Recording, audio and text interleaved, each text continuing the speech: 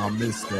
Ohio born, player made. I'm sharp as razor blades. I'm the truth in the booth. You come to troll, catch this fade. Come on in. Where you been? I call you family. Now we can feel the vibe on this ride. Hit subscribe, tell a friend. What's up with it, family? Man, yes.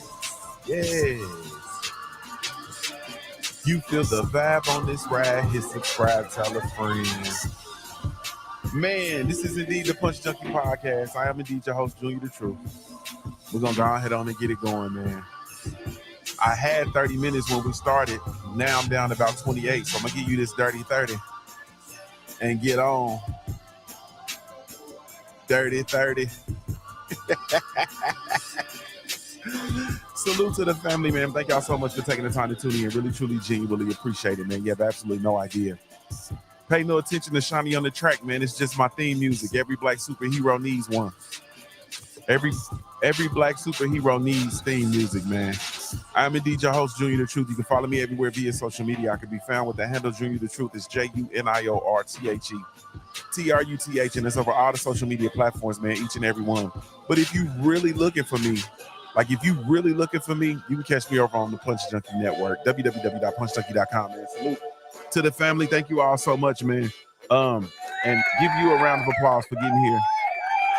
And that's whether you're tuning in to the live stream, replay game. If you're listening to the podcast format, man, of the content, I really, truly, genuinely appreciate it, man. You have absolutely no idea. If I had a million tongues, I couldn't tell it all, man.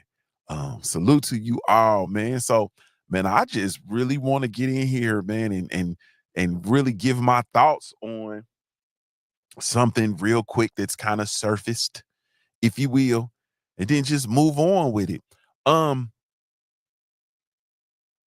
Jermell Charlo. Jermell, is he Iron Man? Charlo? One half of the Charlo twins, man. Former undisputed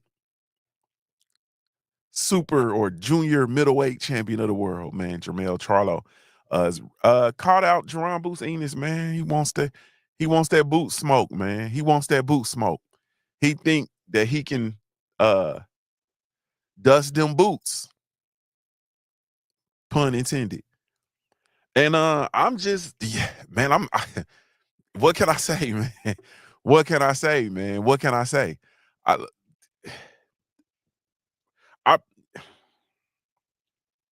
How can I say this, man? Because I really want to know what y'all think. You understand what I'm saying? Like, I know what I think. I really want to know what y'all think, though. Jermell Charlo, man, 35-2, 19 wins coming by way of knockout, 2 losses, 1 coming at the hands of Canelo Alvarez in his last outing, which was in 2003, September 2003. That's just over 2 years ago. And then he had an earlier loss versus Tony Superbad Harrison in a fight that was that he actually avenged. You know what I mean? And won back his titles. He lost a unanimous decision to Tony Harrison back in 2018, man. These years are just rolling by. Like, I remember that like it was yesterday, and we coming up on shit. It'll be 10 years since that happened soon. Like, this is crazy. But come on, man. Jermell Charlo, man, former undisputed, was the king at 154 when he actually left and went and I forgot the 1 draw. So he's 35 wins, 2 losses, 1 draw. The 1 draw coming against Brian Castano back in 2021, which he cleaned up and cleared up by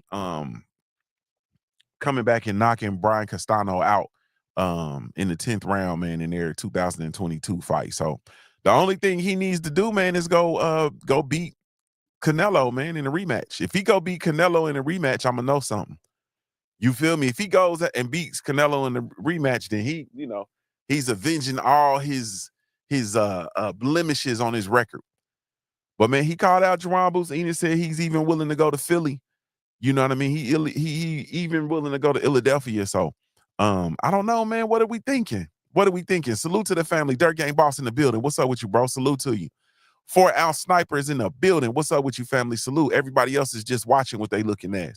But salute to y'all, man, for hitting up the chat, man. Thank you all so much. Be sure to smash the like button. Y'all can at least do that. Those of y'all that's just looking at me. You feel me? Those of y'all that's just looking on all the platforms, you can just at least hit the like button. Thank you so much. I'm gonna say this. It's a damn and I'm trying to stay positive. Positivity. I'm trying to stay positive. But it is a shame that Jermell Charlo has been out of the ring for 2 years. Y'all do realize he's been out of the ring for what is now about 25 months. Is that it? Like about 25 months, like a 25-month layoff. 2 years, over 2 years. He fought Canelo Alvarez back in on September 30th of 2023. And it is now October 18th of 2025, and we have not seen Jermell Charlo in the ring since. That's something. That is something. And I don't know, man. I'm looking at it, and I don't know. Yeah, Dirt Gang. He said he got all the smoke for boots. You gotta, you're gonna have to show me. Yeah, you're gonna have to show me. Dirt Gang says, I think Errol will have something to say about that before we get Boots versus Charlo.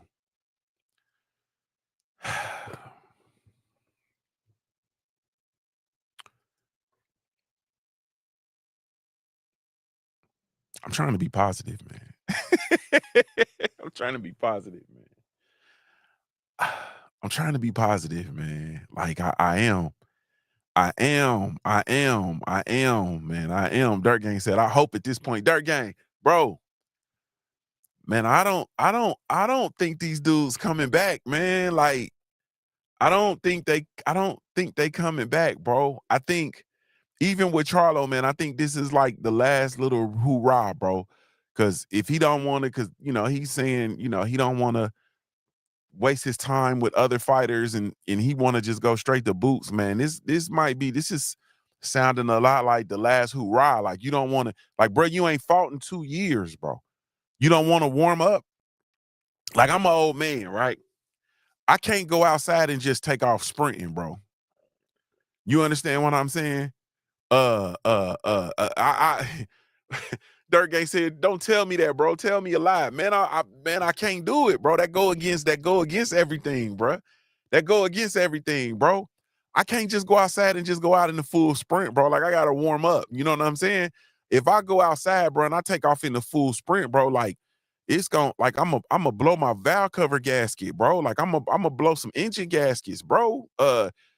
You feel me? The wheels gonna come off, man. Some springs, shocks. Like, it's gonna, you can't just, bro, you ain't fought in 2 years. You ain't fought in 2 years, bro. You have not fought in 2 years.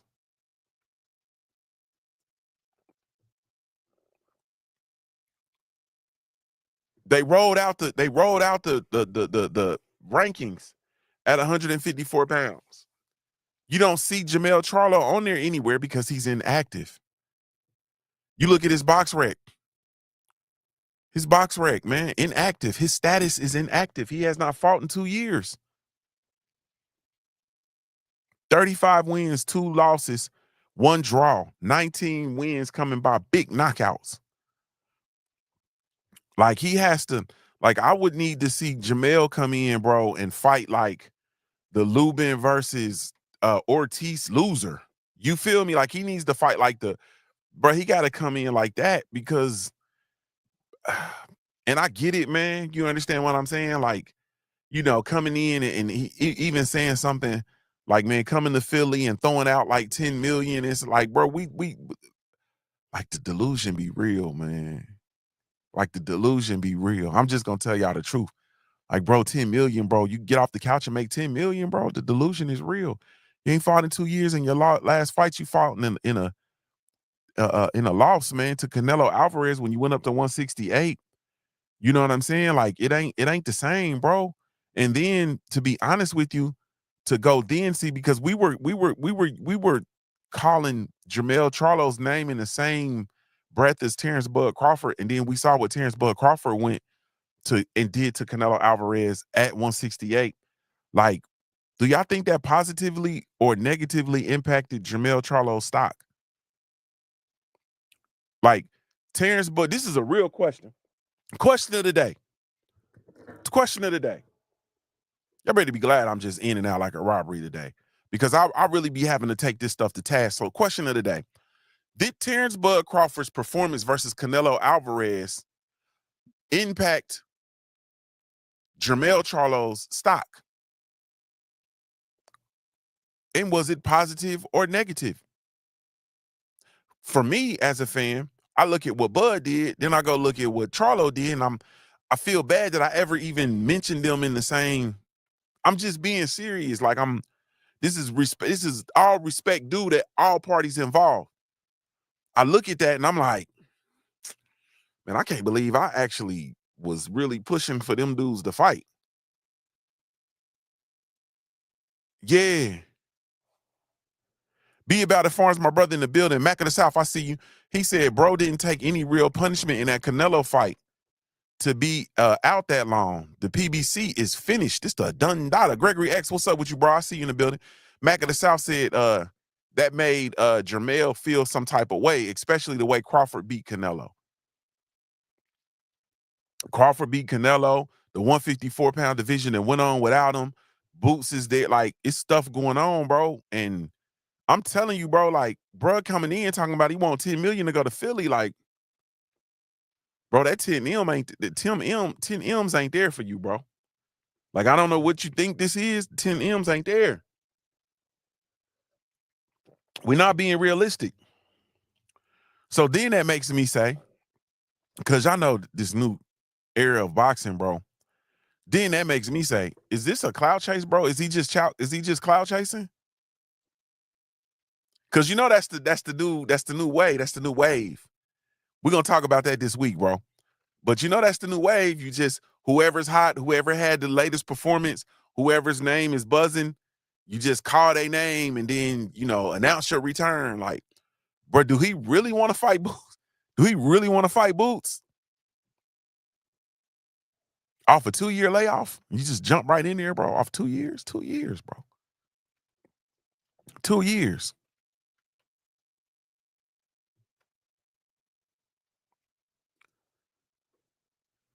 Dirt Game Boss said, facts, truth. He said that 10, like 5, maybe at this point, based on what we saw. It might be 3. Shit. 3 mil? Shit.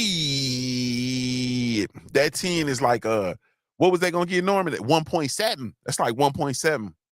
We got a cool 1.7 for you, homie. Like, bro, it ain't. What we gonna do with that, bro? What we gonna do with that? Like, everybody is delusional in the sport of boxing. Like, I'm over here in the garden with Be About It Farms right now, bro. I'm over in the garden with him, bro. Like, everybody's delusional. Like, everybody in boxing is losing their minds. Let me take out my glass. Everybody's delusional, bro. Everybody's delusional. Let me explain this to you. And I'm listening to the delusion. Salute to my brother Blue Blood Sports TV. I was listening to Blue Talk, and Blue was talking about Jermell Charlo versus Jaron Ennis. And he said, Blue, my brother Blue was like, hey man, that's the pay-per-view. You can just put it on pay-per-view. Like, hocus pocus. You just put it on pay-per-view and then the money appears. No, it don't, bro. No, it don't. The money just don't come, bro. Just because you put the shit on pay-per-view. The money just don't come, bro. You put it on pay-per-view and charge $59.99. The money just don't come, bro. Like, the money just does not appear, bro. 10 million just is not going to appear to pay a fighter just because that shit's on pay-per-view. Like, it's not going to, because people have to buy pay-per-view. You understand what I'm talking about? And the only people who are driving those types of pay-per-view numbers in the sport of boxing right now is Jake Paul. What other fight do you see that goes on pay-per-view that they're going to turn a profit? Like, and that's the danger of the pay-per-view model, is because these entities and these suits have just looked at pay-per-view as the primary funding source for a fight. And it's no, it used to be we put the fight on, get everything together, and then we put it on pay-per-view. Like, we put the product together, we do the best we can with the product, then put the product on pay-per-view and had the money roll back in. You understand what I'm saying? Like, people talk a lot about Floyd Mayweather and what happened with him and what he did with pay-per-view. Now, this is the you're not gonna get this kind of talk from nowhere else. So I need y'all to stop looking at me and really just hit the like button, share the content. But y'all gotta understand, like, in the sport of boxing, bro, you gotta look at what used to go into the pay-per-view events. They don't do that shit no more. Like, they not doing that no more. You understand what I'm saying? People say, man, Floyd sold a lot. Floyd also had 24/7. Y'all remember we used to get excited and watch 24/7 week by week by week, like 4 weeks of 24/7. Like, we used to be excited about 24/7. Bro, that, I'm not the smartest man or I'm not the sharpest knife in the drawer, be about as far as, you feel me? But, like, bro, there used to be more effort put into the pay-per-views. Now it's just kind of, they slap the shit on pay-per-view, put a poster up, let these motherfuckers go around and do a couple interviews, and then have a bullshit press conference, and ta-da. You feel me? There used to be more. Remember when 24/7 was dramatic? Remember when things used to happen and we just had to see it? It was like, must-see TV. Then they used to do shit like, it'll be a fight on, so they'll have that fight on HBO, and then following the fight was 24/7. Third Gang Boss said it used to take 6 months to build a pay-per-view. They used to start building that shit up, bro. They be announcing it, and then the month up, the last month or 6 weeks to a month up to the fight, they start running 24/7s. Then it turned to all access, of course. But then that really went into the fights. You understand what I'm saying? They don't do that anymore, bro. So it's no wonder, like, the pay-per-view model is broken, because they don't put it in. Like, when you have a product that you're selling, advertisement is a thing. Like, getting it in front of people, getting excitement, tapping in. You understand what I'm saying? Like, they don't do any of that stuff anymore. They just put shit on a stick and hand it to us. And then they wonder why we not paying. And then they try to vilify us for not buying it and not supporting it and shit. Like, get out of here, bro. Get out of here. Yeah, it's a subpar product all the way around the board. And that's just it. The fights be subpar. The level of competitions be subpar.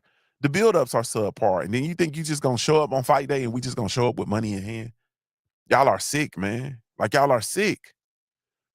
So it don't work. Respectfully. Just throwing that shit on, like, bruh, what has Jermell Charlo done? He hasn't fought in 2 years. His last outing, he went out and laid down versus Canelo Alvarez. Respectfully. So what makes you think that, as a boxing fan, that I would pull out my money to watch him fight, bro? I don't even know what he can do anymore. He hasn't had any light touches. He ain't fought nobody. There's been no activity since 2023. And you're going to come out in 2026, because that fight can't happen before 2026. So you're going to come out in 2026.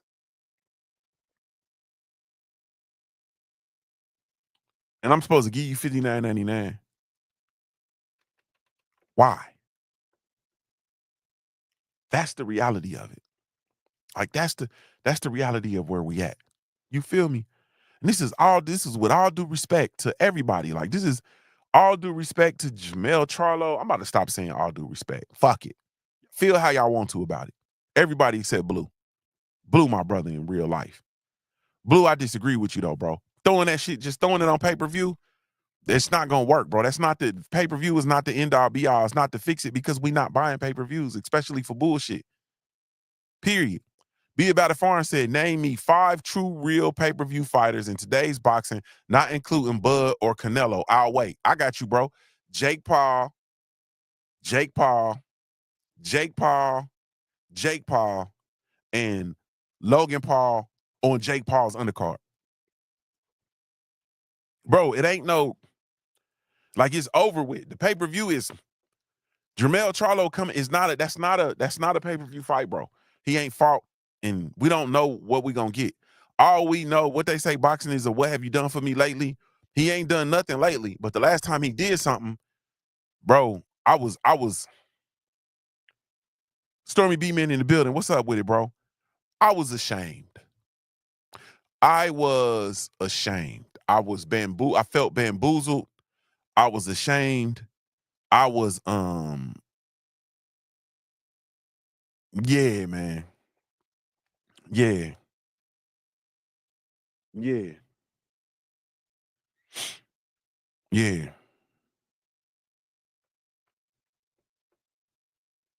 Man, it's crazy, bro. Well, Thurman at least Thurman got that fight in Australia, bro. Thurman at least fought. I think Thurman fought this year. Wasn't that 25 when Thurman knocked up the Brock boy out, and Thurman at least fought. And then also Thurman has at least been like in the cameras and talking and shit, bro. We ain't heard nothing from Jermell Charlo, bro, since Canelo beat the shit out of him. Like, we ain't heard nothing. Queen 71, what's up with you, girl? Salute to you. She said Tank too. I can't get like paper, like moving the needle pay-per-view. I can't even give Tank that. Tank's biggest pay-per-view was against Ryan Garcia. I guess we can I guess we can move it, man. I guess we can move it. People will pay to watch Tank. And Bud, of course, now. You know what I'm saying? But I don't, man, I'm this ain't. Hey, man. Queen 71 said Bud ain't pay-per-view. He has to be with Canelo now. Hey, Queen, Bud then graduated, baby. Bud is pay-per-view now. Bud Crawford is, believe me, when they put Bud on pay-per-view again, under them lights, Bud pay-per-view. He's graduated. Yeah, the way they talk about Bud, he's graduated. He's graduated. Charlo and Boots on pay-per-view. Nah. Queen said he is improving. In this current model, he is, but as far as when we talk about pay-per-view numbers and pay-per-view status from the past, no, none of these dudes are proven. If you comparing it to the pay-per-view of the past, the only one that's proven when you comparing it to, like we just talked about, when you comparing it to the numbers that were done by Mayweather and so on and so forth, like the past pay-per-view stars, only person doing it is Jake. It's only how you want it, Jake. It's only Jake. And that's a hard pill to swallow, man. That's a hard pill to swallow. Oh man, but I'm good though. I'm good.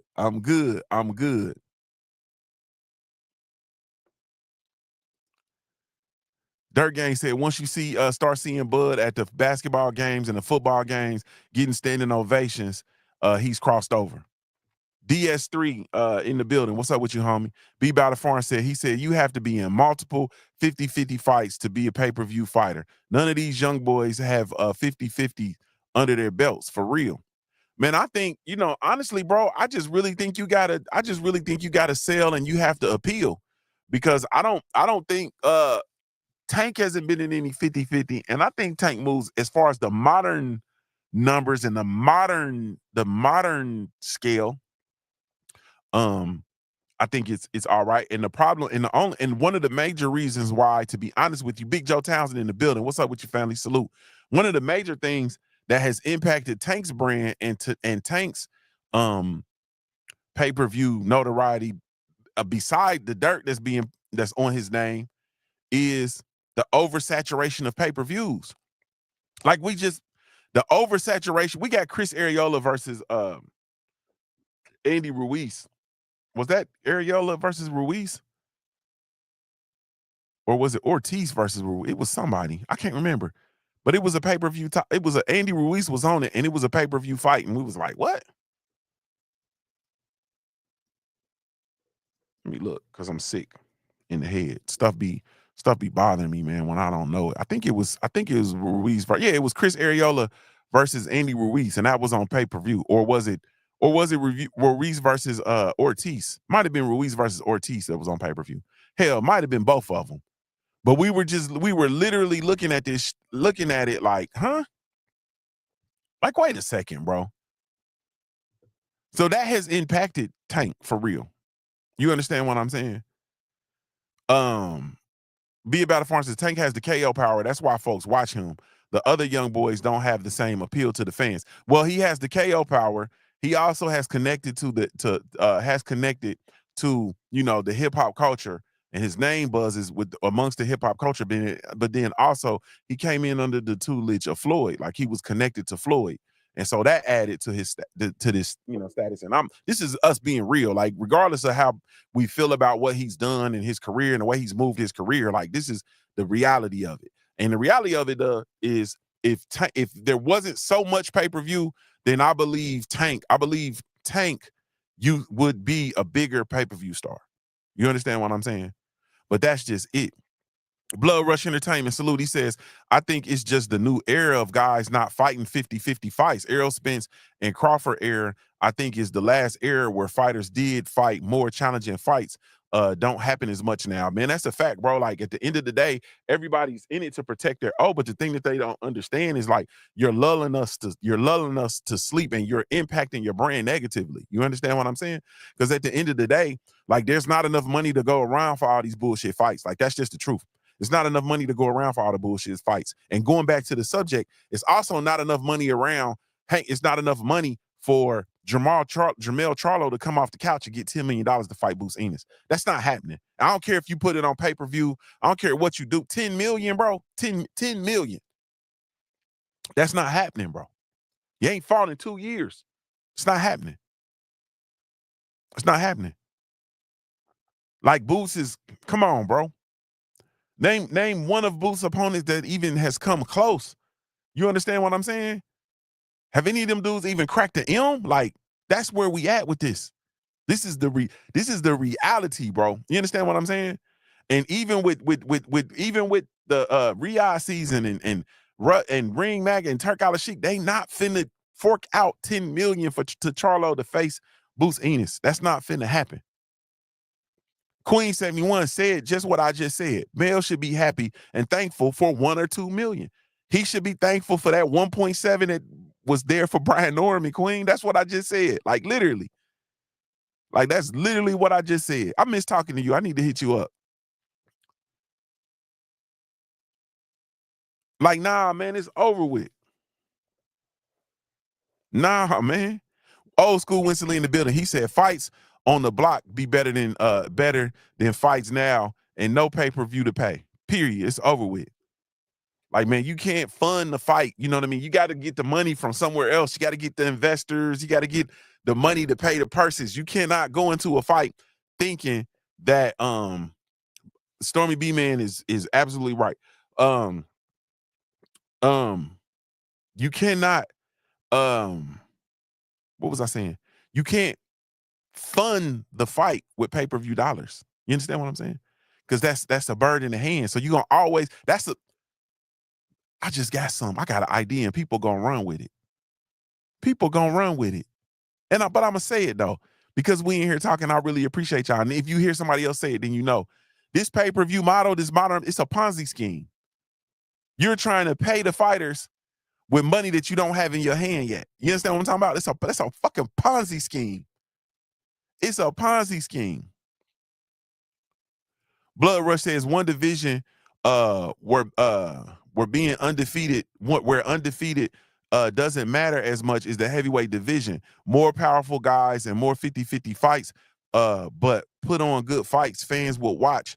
Well, actually, the heavyweight division has turned into some mush. We had a glory era potentially of the pay-per-view of the heavyweight division, but we missed it because Anthony Joshua refused to fight Deontay Wilder. That was the era. That was the golden era of heavyweight boxing, and we missed it. You understand what I'm saying? Because of those two brothers not being able to fight, and that's just the reality of it. You know what I'm saying? But the best division in the sport of boxing for the last 10 years has been the 154-pound division. That's the one division where wins, losses, and shit don't matter. You know what I'm saying? Not so, I mean, heavyweight, of course, is, a close second or whatever, or, is close. But 154 has been the best division in the sport of boxing. My brother Stormy B Man said, to go back to this point, he said, no, if Tank fought his contemporaries, he'd be a bigger pay-per-view star. Fighting setups will only bring bring you to the edge of the shore. Contemporaries cross you over. See, Bud. I believe partially, I believe you're right, bro. And I'm gonna tell you why now that I think about it. First and foremost, I believe that Tank would his career would have more merit if he fought his contemporaries.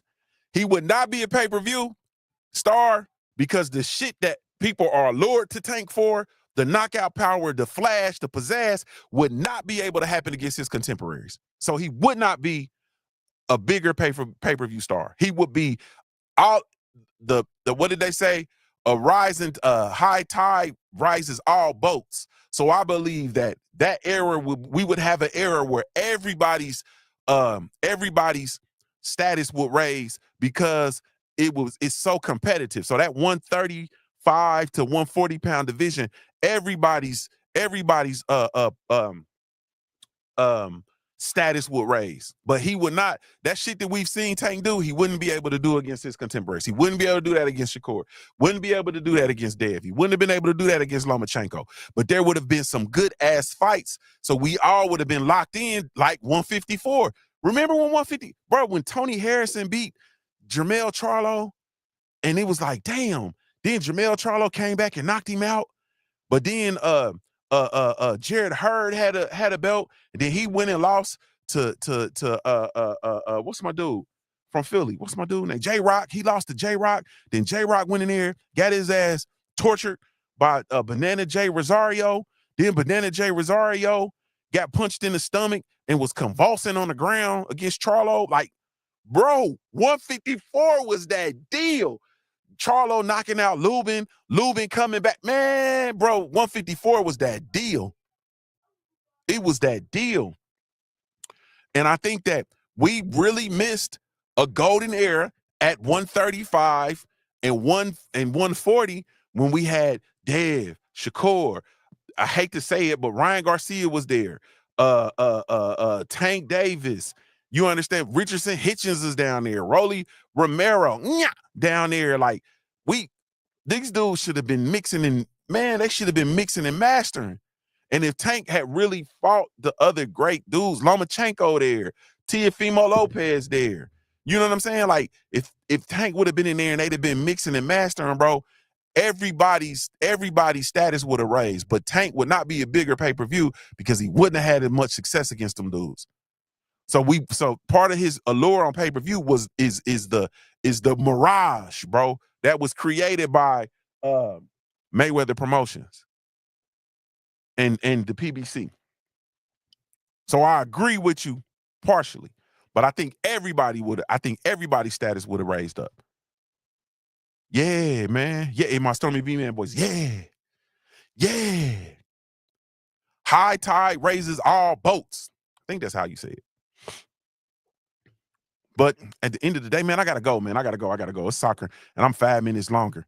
Queen said, I watch 50-50 fights every week, and y'all don't know any of the fighters. So it ain't about 50-50 fights every week. The fighter has to be popular. The fight has to be sold. Has to be sold. But man, we at the end of the day, though, let me say this and let me bring it back home so I can roll. At the end of the day, I'm all for Jermell Charlo coming back and establishing himself as the king of 154. Right? I'm all for that. But he got to do the work. He got to do the work. And coming out, calling out Bruce Ennis and putting a $20 million ticket on that.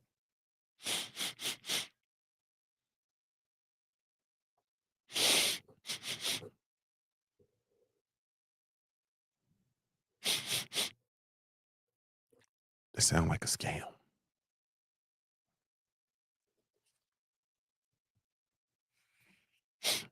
Sounds like a scam. Thank y'all so much for taking time to tune in. Really, truly, genuinely appreciate it, man. If I had a million tongues, I couldn't tell it all. Salute to the family. Shout out to the LDBC. Man, salute to the whole entire Punch Junkie family. Y'all be sure to go visit the website, www.punchjunkie.com. Y'all want to support the content, man, you can hit me over on Cash App, @JuniorTheTruth. Or you can go over to the Punch Junkie shop, www.punchjunkie.com. I'll get you there. You can just click on the Punch Junkie shop, go over there and buy you some merchandise or something. You feel me? Go buy you a sweatshirt, a coffee cup or something. King Vonnie 86, I see you. Salute to the family, though. Thank y'all so much, man. Really, truly, genuinely appreciate it. This is Junior the Truth signing off, man. And I got to give you a daily reminder to view your life like a pair of dice until your life looks like a paradise. I'm a hard-born player, mate. If you don't know anything else about me at the end of the day, I got to keep pushing, baby. Ghetto baby, I seen pistol play. In case Aaron like when white bitches don't get their way. Pull up with that whip appeal, look like baby face. Guerrilla warfare, what a motherfucker bathed in age. Never falling off, I live my life on the edge. Telling lies on the real, they don't believe what you're saying. I ain't never complained, I ain't never was scared. Look here, bitch, it ain't no buts about my last piece of bread. Camoed out, grew up on them niggas from the know you. Funny how they lose themselves when they can't control you. Here's a 50 slab, cause the game is out of order. Make me kill a nigga career just to meet my quota. Hold up, none you rap niggas want it. I got remnants of Biggie, I was never Lil Homie. I'm so genuine with her, she let me ride on that pony. Don't need your flowers, I grow them. Got the game in the coma, nigga, this the big